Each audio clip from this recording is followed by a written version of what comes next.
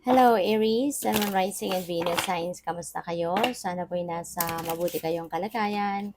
Welcome back po sa Star Tarot at kung bago kayo rito, welcome din po kayo. Please subscribe, like, share my videos and leave me a comment kung nakaresonate po kayo. Thank you.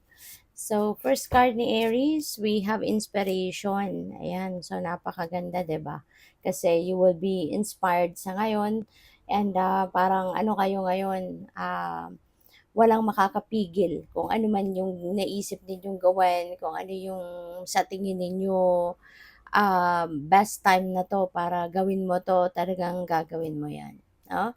And parang your heart is full of of fire ngayon, determination, mga ganyan.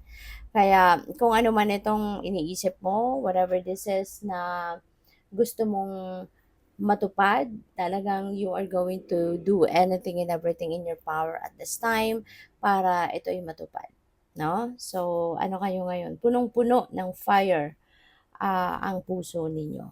So, we have good luck. Wow. So, habang ang swerte talaga ay nasa inyong horizon din, so go for it. Why not? 'Di ba? Gawan mo na talaga ng paraan ito.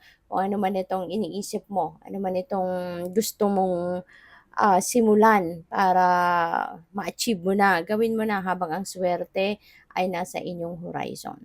Um, yung swerte na to, this could also be in various areas of life. O pwedeng siswertehin kayo sa negosyo, sa trabaho ninyo, sa career, sa pamilya, kaibigan, sa pera. So, yun. There could be various blessings, no, na dadating. So, what else? We have blessings. Ayan na nga, Aries. Blessings. Marami talagang paparating na biyaya sa inyo. And this could be countless blessings. You know, alam mo naman, yung divine, kapag nagbibigay, di ba? Kadalasan, masasabi mo na when it rains, it pours talaga, di ba? Kasi ang daming biyaya, ang daming maraming bagay, no, na po pwedeng magagandang ibibigay sa'yo. Po pwedeng yung mga sagot na to sa inyong dasal. 'Di ba? This could be yung blessings na to could be yung mga bagay na hinihingi mo, pinagdadasal mo, minimithi mo, 'di ba? This could be your wishes, this could be your goals, your dreams, 'di ba? Anything, anything magagandang circumstances, so po pwedeng ganun din.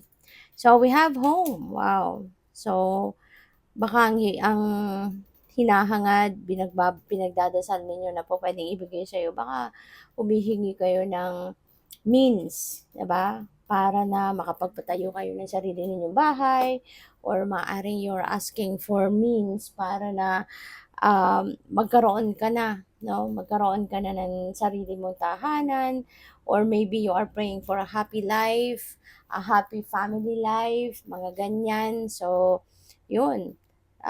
Feeling ko din dito, ang iba sa inyo, baka you are acquiring talaga your own home. Maaaring ang iba sa inyo dito may mga renovations na gagawin sa inyong bahay. Um, Pupuwede rin ang iba sa inyo rito, improvement, 'no, ng inyong tahanan ang maaaring pinagkakaabalahan or pagkakaabalahan ninyo at this time. Kaya good luck sa'yo and have fun and 'wag makakalimot, 'no, na magpasalamat sa mga blessings na dadating sa inyo. Kasi alam mo yon, kapag tayo'y marunong magpasalamat, marunong tayo mag-appreciate ng mga blessings ng universe, makakaasa ka na mas marami pang blessings ang ibibigay sa iyo. Makakaasa ka na marami pang biyaya, no, ang ibibigay sa iyo ng divine. So, what else? We have self-exploration, fairy tales and myths. You know what? Ang pakiramdam ko dito, Aries, maaaring marami pa kayong madidiscover about yourself. Maaring sa ngayon, meron kayong mga, kunyari, karakter na maaring mag-develop, madidiscover ninyo na, okay, ganito pala ako. May kakayanan din pala akong ganito, may ugali pala akong ganito. Yung mga ganun ba? Kasi siguro, dahil sa mga iba't ibang klaseng, um, iba't ibang klaseng circumstances na nag-a-unfold sa buhay mo sa ngayon. Kaya siguro magkakaroon ka ng discovery 'no, sa sarili mo na ganito din pala ako 'no, kapag ganito pala ang sitwasyon talagang lalabas yung best 'no, ninyo at, yun nga maaaring yun ang mga madidiskubre ninyo mga bagong pag-uugali, maaaring ma-discover ninyo yung bagong perception ninyo sa buhay, mga ganyan ba. So we have imagination, let your dreams take flight, ayan. So feeling ko dito hindi lang yung ine-envision ninyo for yourself, hindi lang yan, it's not just going to stay in your imagination or in your mind, but ito ay gagawin din ninyo na ano, gagawin din ninyo itong, you're putting them into action, your imagination, your inspiration, 'di ba? You're putting them into action. So, 'yun ang feeling ko dito magaganap no for some of you Aries. And siguro you will be inspired, no? You will be more inspired sa ngayon, 'di ba? Na isakatuparan kung ano man yung mga iniisip ninyo. Ano man tong mga creative ideas ninyo, you're going to put them into action. So we have your path, have courage to follow your own path. All right? So hindi necessary na kailangan talaga ninyong sundin ang kung sino man. You know, but this time feeling ko magiging malakas na ang inyong loob, you know, at magkakaroon na kayo dito ng yung parang um, courage and inspiration. Punong-puno niyan ang puso mo sa ngayon, 'di ba? Na sundin kung ano yung gusto mo. Na sundin kung ano yung sa tingin mo ay makakabuti para sa 'di ba? Siguro dahil diyan sa inspired ka din sa ngayon, so most likely talagang pagsisikapan mo, 'di ba?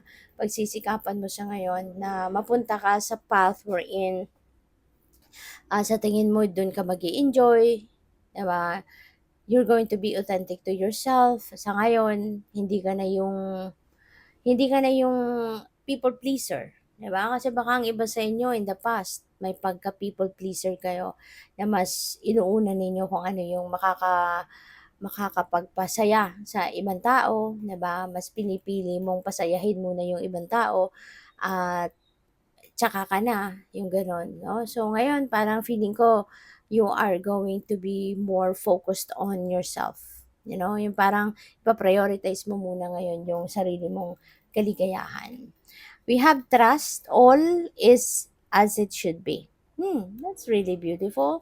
Now, feeling ko dito nag-a-unfold ang mga bagay-bagay or mag-a-unfold ang mga bagay-bagay sa buhay ninyo according to the divine's will.